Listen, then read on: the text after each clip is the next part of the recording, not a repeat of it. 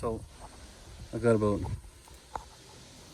2.5 evenings after work into doing some troubleshooting on this thing, aside from some minor fluid top-ups and checking out the injection pump and tweaking the timing a few degrees on it, seeing if that improved things, which it didn't. But I was actually just about to reset all the basic timing on it and repin it and pull the injection pump and all that fun stuff. But I had a nagging feeling there might have been a Twinkie in the air intake.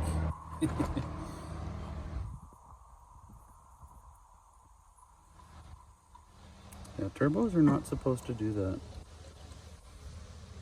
There's the inside.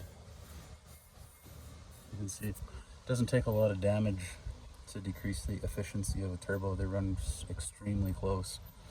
Like, this thing should have next to no play in it whatsoever. And all these fins have been dragging on the inside of the air horn here, so I think we might have figured out why we were over fueling.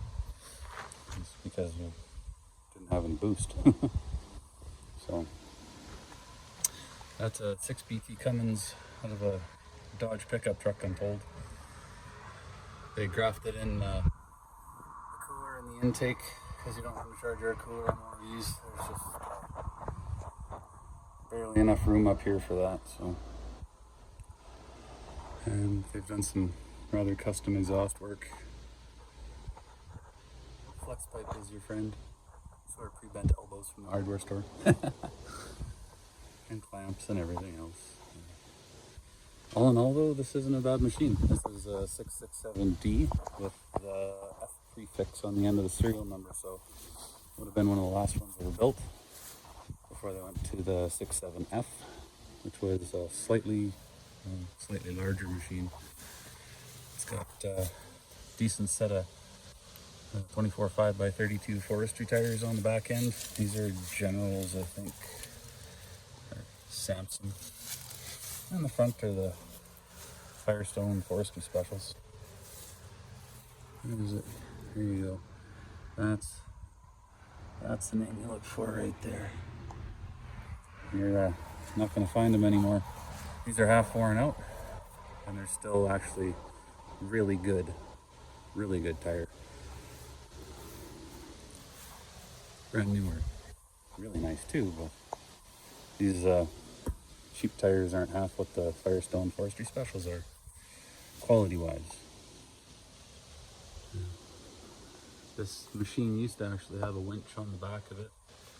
You can see where they cut the fair lead roller supports out of it. And they built a deck cover on the top of it. But the winch would have sat right in here, this area here. There's a transmission output for the winch, and it's got the hole over there for the winch control.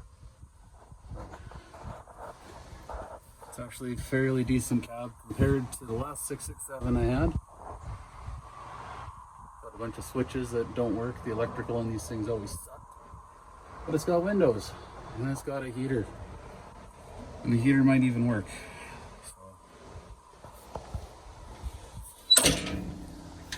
Don't ask me why I bought the damn thing, but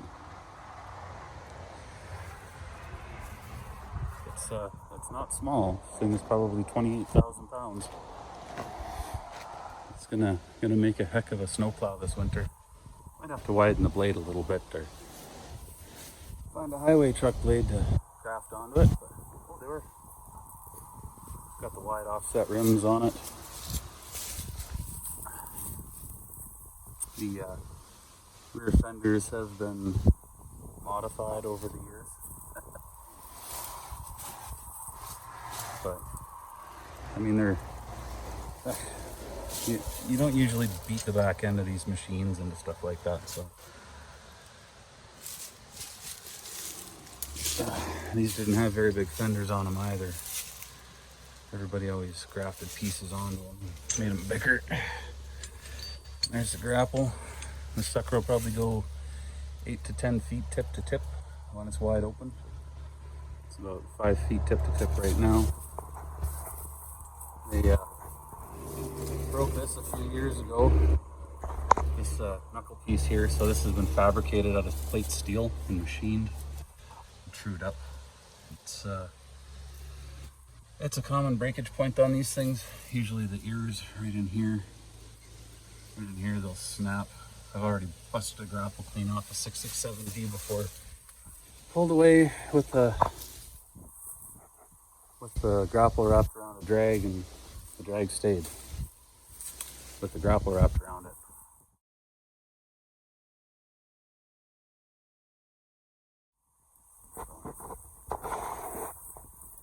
Yeah, she's a big old girl, but